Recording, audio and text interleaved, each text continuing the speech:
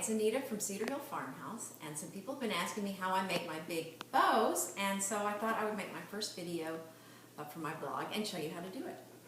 So, the first thing I did was, the ribbon that I'm using this year is I cut a long piece that I'm using for the tail of the bow, and about in the center I pinched and twisted it.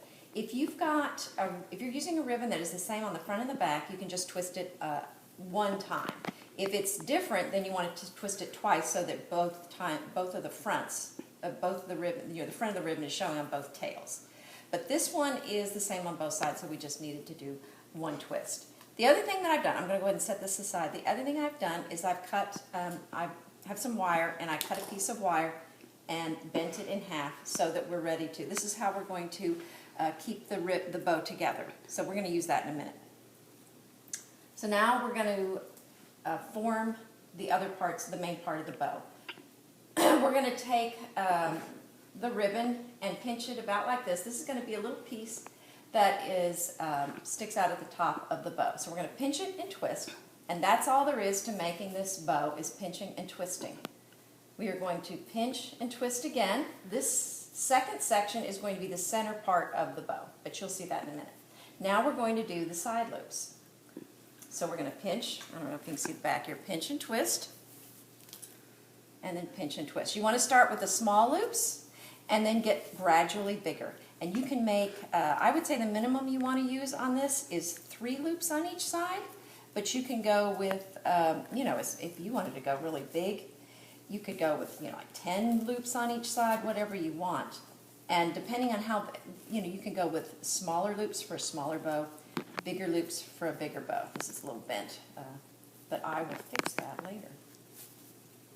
Okay, so we're just, again, it's just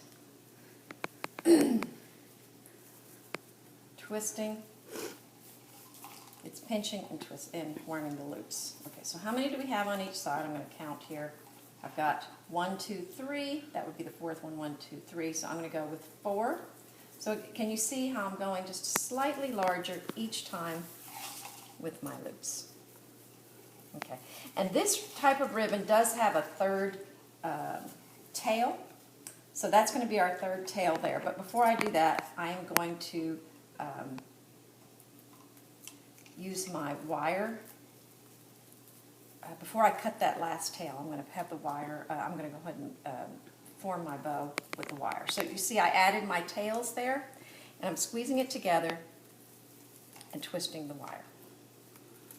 Now, I'm going to go ahead and cut that third tail a little bit shorter than the other 2 tails, and then I'm going to form the bow.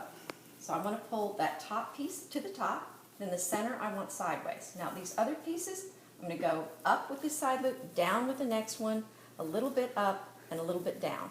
And then you also want to kind of fluff them out. Same thing on the other side.